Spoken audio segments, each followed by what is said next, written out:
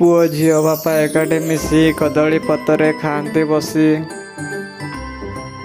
बो बाड़ी दिए खेचुड़ी भात शाग बेसर को डाली सहित।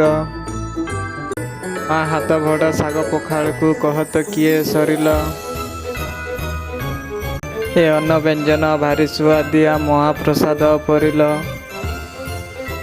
बापांको साथी रे भाई भौणी भजन करती बसी। कदली पत्रे सुस्वाद व्यंजन परसंती माँ हसी।